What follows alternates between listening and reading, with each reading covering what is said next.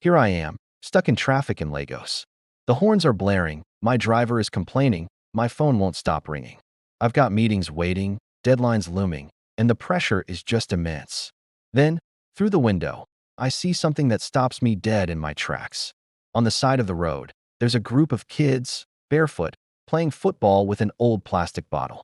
They're shouting, laughing, completely alive, without a single fear in the world.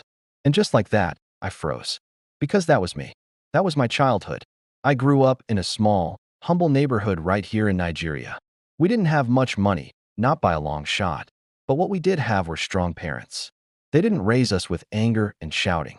No, they raised us with a powerful combination of love and correction. I can still picture it.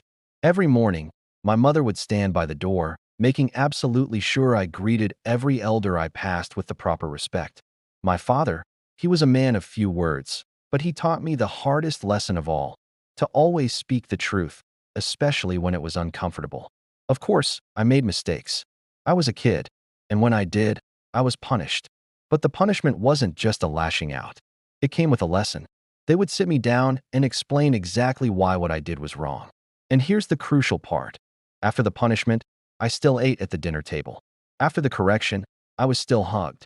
I was still loved. I never once doubted that. In the evenings, the elders would gather us kids around and tell stories. We thought they were just entertainment, tales of tortoises and clever animals. But now I know they weren't just stories. They were lessons about life, about integrity, about community. We would listen in complete silence because respect wasn't optional. It was the air we breathed. In our community, any adult could correct you if you stepped out of line. A neighbor, an auntie, the man who sold provisions down the street. And it never felt like they hated you. It felt like they were guiding you. It felt like the whole village was invested in who you would become. Then, the years started to fly by. Life got harder. School was a challenge. Money was always tight, and temptation was literally on every street corner. Looking back, I realized many of my childhood friends didn't make it through those tough years. Some dropped out of school. Some got lost in the streets. Some just faded away. And it wasn't because they were bad kids or because they were not smart. It was because the foundation wasn't there. They weren't trained with that delicate balance. Some were beaten without love, so they learned only fear. Some were spoiled with love but no discipline, so they never learned responsibility. And some, the saddest of all, were just ignored completely. Now here I am, grown up, successful by most people's standards. I have the education, I have the money, I have a certain level of respect.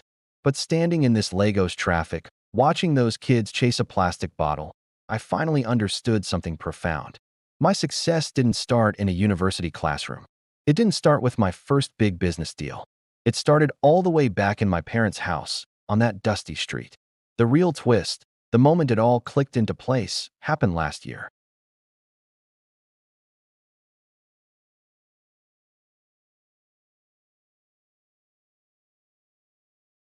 We shared stories, we laughed about the old days, and then, a stunning realization washed over us. We all grew up on the exact same street. We were those barefoot children. We were the disciplined children. We were the ones raised with that same powerful mix of love and correction. We all just sat there in silence for a long time, the weight of that truth settling in. Finally, one of them said it out loud. Our parents were poor, but they raised us rich. That hit me like a lightning bolt. Today, when I'm raising my own children, I don't just think about their school fees or the gadgets they want. I remember that street. I remember the firm correction. And I remember the unconditional love that always followed. Because I've learned that in this journey of life, especially here in Nigeria, the future of a child isn't decided when they get their first job. It's decided long before that. It's decided at home. Thanks for listening. If this story resonated with you, please hit that like button and subscribe for more.